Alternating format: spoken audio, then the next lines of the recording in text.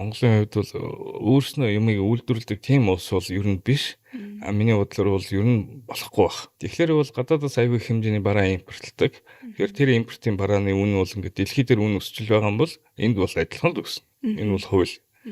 Хоёрдугаарт бол ханшны асуудал байгаа.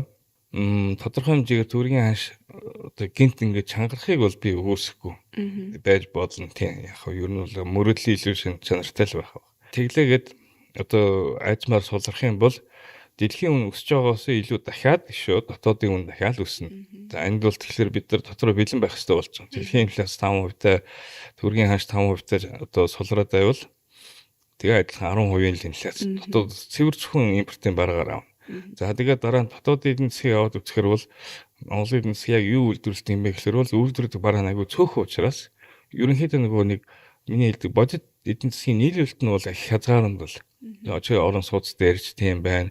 Хоол хүнсэнд дээрч тийм байна. Сүүлийн үед одоо махны экспорт их нэмэгдэхээр маханч дотоодын үнд орно.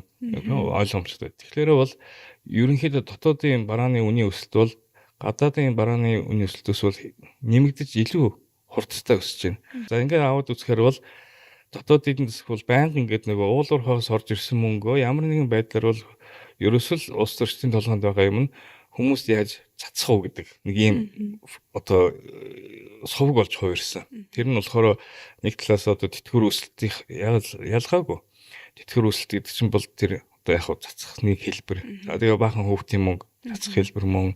За тэгээд баахан нийгмийн халамж яг адилхан.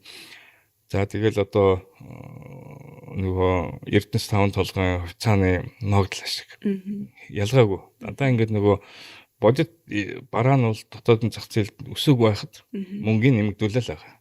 Тийм учраас бол инфляц ч тийм байна, зээлийн хүйж тийм байна. Энэ бол одоо бодит байдал. Одоо тэгээд улс орных нь үндэснийх нь мөн чанарыг өөрчлөхгүй л бол системд бүхэлдээ өөрчлөхгүй эсвэл эдийн засгийн үйлдвэрлэх чадварыг асар их үргэлжлүүлэхгүй л бол тодорхой хэмжээгээр энэ инфляцтай бол байх.